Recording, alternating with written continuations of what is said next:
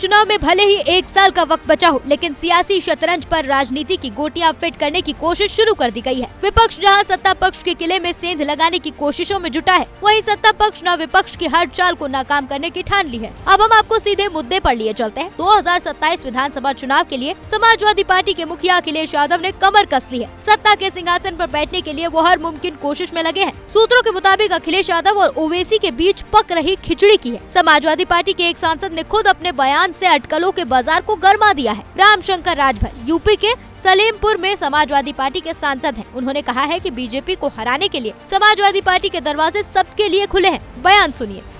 पूरा प्रदेश जान रहा है और पूरा देश जान रहा है कि समाजवादी पार्टी ही भारतीय जनता पार्टी को हरा सकती है। इसलिए इस लड़ाई में सबको साथ आना चाहिए। MIM को भी बोलेंगे कि साथ आ जाए, जिनको भी MIM को भी चाहेंगे आप लोग कि आप लोग के साथ गठबंधन। मैंने कहा तो आपसे कि पूरी समाजवादी पार्टी भारतीय जनता पार्टी को सबको साथ लेकर हराने में लगी है और पीडीए की लड़ाई में जो आएगा उसका स्वागत किया जाए।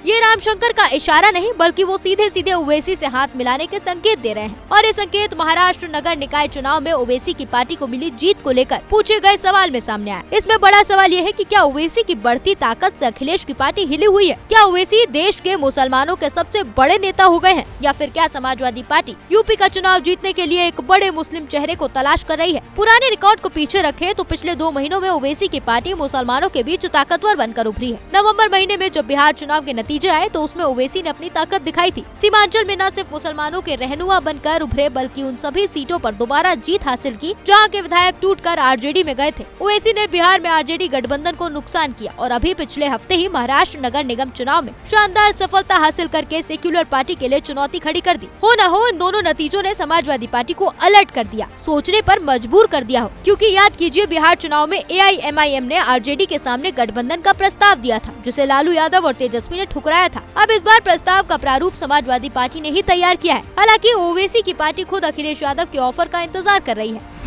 आपने बयान जारी कर दिया कि MIM का स्वागत है 2027 में बीजेपी को रोकने के लिए। पहले आप हमें घर बुलाते हैं मीडिया में बयान जारी करके, और उसके बाद में जब हम आपके घर जाते हैं तो आप हमें बेइज्जत करते हैं, हमें जलील करते हैं, आप हमारे मुंह पर अपना दरवाजा बंद कर देते हैं। तो गलत बयानी मत कीजिए।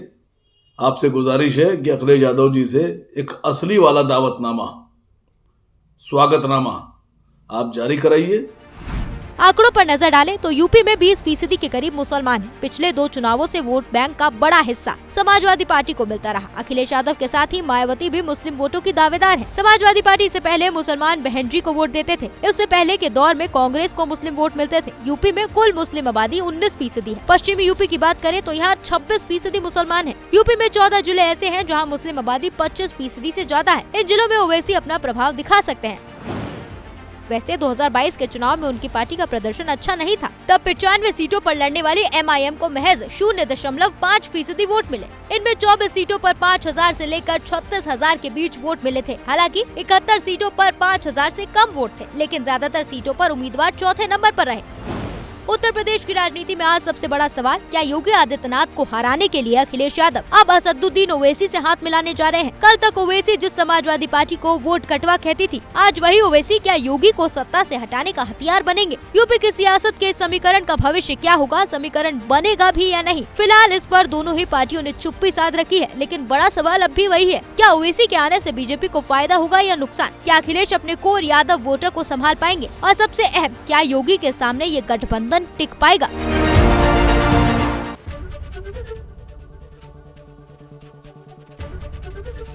ABP गंगा, खबर आपकी, जुबान आपकी।